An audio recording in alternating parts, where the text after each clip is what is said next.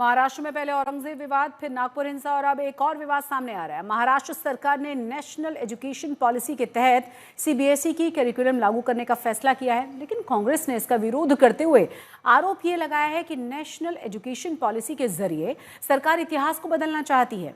वहीं बीजेपी कह रही है कि कांग्रेस मुगलिया सोच से बाहर नहीं आ पा रही।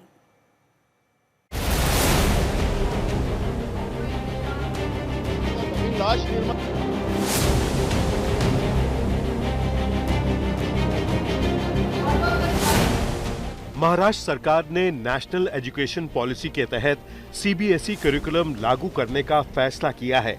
शैक्षणिक वर्ष 2025-26 से इस नए करिकुलम को कक्षा 3 से 12वीं तक फेज वाइज लागू किया जाएगा, लेकिन इस पर एक नया विवाद छिड़ गया है।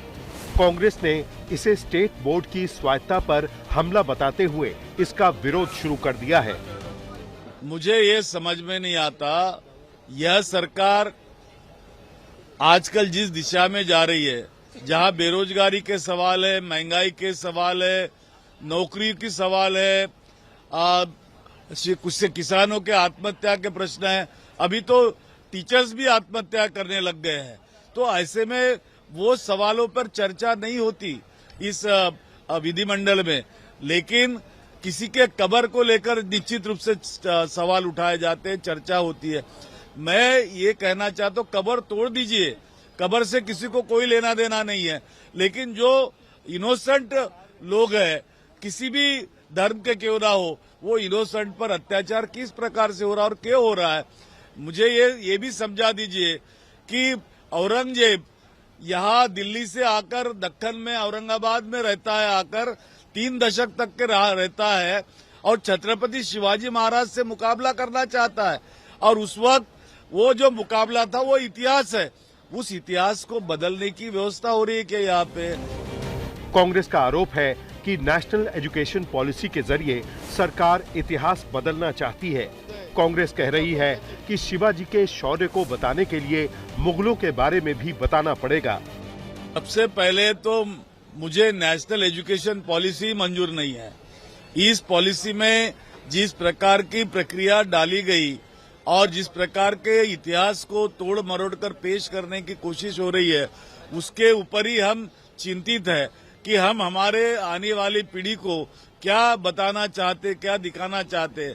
आप देख रहे होंगे कि देश के अंदर और प्रदेश के अंदर भी दोनों जगह पे इतिहास को तोड़ मरोड़ कर पेश करने की कवायद चल रही है, जो राज्य सरकार के हित में नहीं है, केंद्र सरकार के हित में नहीं है और यहाँ के युवाओं को गुमराह करने वाली। वहीं बीजेपी नेशनल एजुकेशन पॉलिसी के तहत सीबीएसई करिकुलम लागू करने के फैसले को महाराष्ट्र के बच्चों के भविष्य के लिए सही बता रही है। नेशनल एजुकेशन पॉलिसी लागू करने पर महाराष्ट्र की राजनीति में फिर से बवाल खड़ा हो गया है। हमारे साथ बीजेपी के विधायक पराग अड़वनी जी है, उनसे जानने की कोशिश करेंगे। कांग्रेस तो आरोप कर रहा है कि ये सरकार जो है ये इतिहास बदलने का काम कर रही है, आपकी क्या प्रतिक्रिया है? पहले तो कांग्रेस की एक अड़चन है कि कांग्रेस को ऐसे लगता है कि कांग्रेस की स्थापना हुई उसके बाद देश बना, और खास करके 1947 में बना, और वो केवल कांग्रेस की वजह से मिला। उनको इतना ही इतिहास पढ़ाना है लोगों को। तो कांग्रेस इतिहास की बात कर रही है, वही जोक है। कांग्रेस खुद के अलावा, खुद के अस्तित्व के अलावा, उनका वो आने के बाद ही हर सब कुछ हुआ, ये ही हमेशा बताते आई है। इनकी एजुकेशन पॉलिसी में यही सिखाया गया है। भारतीय जनता पार्टी मूलतः हम सांस्कृतिक राष्ट्रवाद मानते, हम मानते हैं कि ये देश हजारों साल का देश है, और इसके लिए हम कैसे इतिहास के विरुद्ध कहेंगे। हम तो बोलते ही है कि ये हजारों साल की परंपरा और इतिहास का देश है। बीजेपी नेता कह रहे हैं कि नेशनल एजुकेशन पॉलिसी के जरिए बच्चों को भारत का इतिहास पढ़ाया जाएगा, न कि मुगलों का। मुगलों का इतिहास पन्नों से मिटाने की कोशिश नए सीबीएसई करिकुलम के द्वारा की जाएगी।